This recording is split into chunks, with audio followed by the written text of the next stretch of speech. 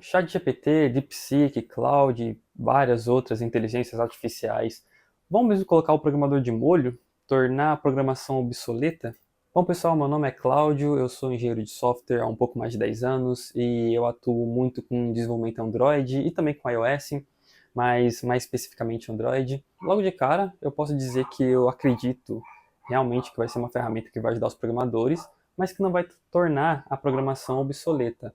Até porque a gente teve exemplos no passado aí, como o WordPress, que muita gente achou que ia tirar os programadores aí de aplicações web, né, de cena, mas que na verdade não foi bem assim, né? Então, o WordPress entrou para coisas básicas, ele foi realmente muito útil, mas para coisas mais complexas, você ainda vai precisar de um programador, alguém especializado ali em desenvolvimento web, para poder realmente criar alguma coisa que seja escalável, que seja confiável, né?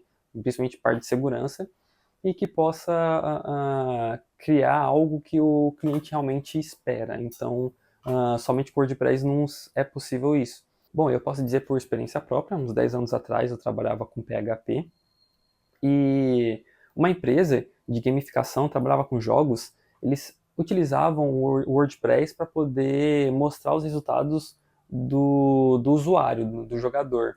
Então, toda a parte de achievement que o usuário tinha, né, das conquistas do usuário, os pontos, toda a parte de estatística era mostrado no WordPress.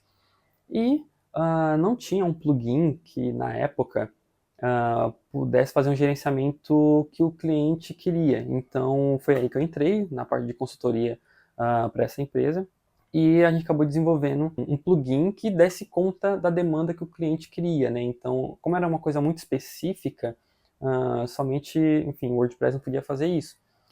Eu acredito que a mesma coisa acontece com a IA. Para você ter um exemplo, eu tentei criar um aplicativo somente com inteligência artificial e eu queria colocar o menos possível de esforço, sabe? De abrir o código, de colocar a mão e de alterar o código de alguma forma. E para isso eu pensei em uma coisa um pouco mais complexa. Então eu quis criar uma aplicação Android que ela pudesse ler todas as partes de um cubo mágico, por exemplo, e ali dar o resultado para o usuário sobre quais lados do cubo o usuário precisava mexer para poder resolver o cubo mágico, né? Bom, eu utilizei Cloud para poder fazer essa aplicação. Bom, logo de cara eu tive alguns problemas. Toda vez que eu ia ler o cubo, a imagem do cubo não estava sendo mostrada para o usuário. Então eu tive que voltar na Cloud, pedir para ela refazer o código para a imagem ser mostrada novamente. Então aí já começam alguns problemas que eu tive ali com a IA. Até porque, como eu disse no início do vídeo, não era uma coisa fácil que eu queria fazer, eu queria algo um pouco mais complexo, não queria somente um CRUD, então eu queria testar um pouco mais a IA, e por isso que eu pedi para poder a IA resolver o cubo para mim. Eu vi que estava setado lá 13 posições fixas sobre as posições que o usuário tinha que mexer no cubo. Então, se eu quisesse que a IA resolvesse isso para mim, eu teria que entrar de novo no Cloud, e foi isso que eu fiz. Eu entrei no Cloud, pedi para ele refazer ou gerar o código novamente, já lendo a imagem do cubo e fazendo a correção, só que ele não conseguiu fazer isso. Uma porque acabou o meu limite ali da cloud acabou, então eu não pude continuar a fazer mais pesquisas lá. Tudo bem que eu poderia ter utilizado um chat GPT da vida, ou então o DeepSeek para poder gerar isso, mas a questão é que eu queria fazer somente utilizando a cloud, somente uma inteligência artificial e ver até onde eu conseguiria ir sem colocar a mão no código, né? Então, assim, o que deu a perceber, eu como desenvolvedor, eu vi que a inteligência artificial ela é muito favorável se você quiser fazer como se fosse um autocomplete. Você precisa fazer alguma coisa, por exemplo, você precisa mostrar uma lista que você recuperou de alguma API e que você precisa mostrar isso na tela do usuário, essa lista. E se você está utilizando, não sei, se você está utilizando um XML da vida, por exemplo, e você está utilizando o Recycle View, você esqueceu como se faz um adapter dentro do Recycle View e você entra na inteligência artificial e pede para aquela inteligência fazer isso para você. Então isso vai te ajudar muito. Ela cria o código para você, você pega aquele código e coloca no teu projeto. Mas para outras coisas, por exemplo, a estrutura do teu projeto, como você vai fazer, onde é que você vai colocar cada arquivo, como que você vai fazer os testes daquilo, até porque quando você cria um aplicativo, é realmente uma construção de como se fosse um prédio, sabe? Você tem que começar a criar o aplicativo já pensando no depois, lá na frente. Então, geralmente quem cria um aplicativo já cria pensando nos testes automatizados que vai ter que fazer, já pensa na segurança que o aplicativo vai ter. Então tem uma série de coisas ali que é pensada antes de criar o aplicativo e até durante o desenvolvimento, porque se você for precisar adicionar uma nova feature, um novo recurso para o aplicativo, você vai precisar olhar o código legado, olhar aquilo que já foi feito e criar alguma coisa já pensando na escalabilidade, pensando na performance, pensando na segurança. Bom, então já daí já dá para a gente tirar que a inteligência artificial ela é muito boa e, enfim, ela chegou realmente para poder ficar. O que eu acho é que você, utilizando o conhecimento prévio que você já tem sobre criar projetos junto com a inteligência artificial, é o match perfeito ali e é o que as empresas estão buscando hoje em dia, né? E no meio das pesquisas que eu estava fazendo para esse vídeo, uma coisa interessante que eu vi é de uma empresa chamada GetClear, que analisou 153 milhões de linhas de código de 3.400 projetos entre 2020 e 2023. Eles descobriram que o churn de código aumentou em 40% ao ano. Bom, e só explicando aqui rapidamente, o churn é a quantidade de código que é removido do projeto ou então alterado depois que o aplicativo está em produção já. Isso significa que mais código está sendo escrito e depois sendo descartado muito rápido. Bom, então se a gente for pegar esse gráfico, ele já mostra a quantidade de código que foi adicionado e também a quantidade de código que foi tanto deletado, atualizado, movido e também o churn que a gente tem, que, enfim, que a pesquisa mostrou que teve entre 2020 e 2024. E a gente pode perceber que em 2022 especificamente aumentou e muito a quantidade de código sendo escrito e sendo alterado, né? A quantidade do churn aqui ela aumentou consideravelmente se a gente for comparar com os anos entre 2020 e 2022. Bom, então a gente pode ver aqui que o churn foi de 39,2%, o que, na minha opinião e na opinião da pesquisa aqui, cresceu e cresceu demais. Tudo bem, mas como aproveitar a IA ao invés de temê-la?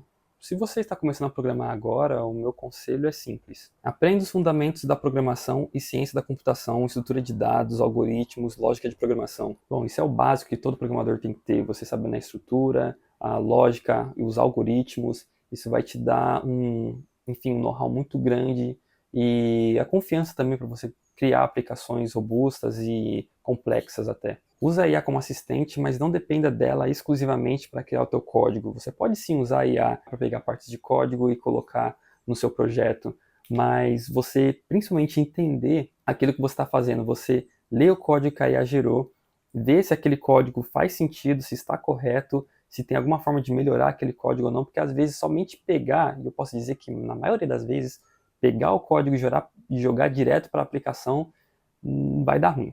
Vai dar ruim, eu já fiz isso, não recomendo, é melhor você pegar, entender o que aquilo está sendo gerado pela IA e colocar no teu projeto, né? Outra dica super importante é praticar com seus projetos, sabe? Eu já fiz vários projetos aqui, pessoais meus, e que por conta desses projetos eu consegui vagas até para vagas internacionais, né? Eu até não falei anteriormente, mas eu trabalho para o exterior, eu trabalho para uma empresa dos Estados Unidos, e assim, criar meus próprios projetos, pegar alguma coisa nova e introduzir nas tuas skills, ali no teu repertório sobre o que você sabe, é extremamente importante. Eu lembro quando lançou o Jetpack Compose, não tinha dentro da empresa que eu trabalhava na época nenhum projeto que estava utilizando Jetpack Compose, mas eu gostei tanto daquilo ali, aí já vem um pouco do amor pela programação, né, que eu acho que, enfim, vários programadores têm aí.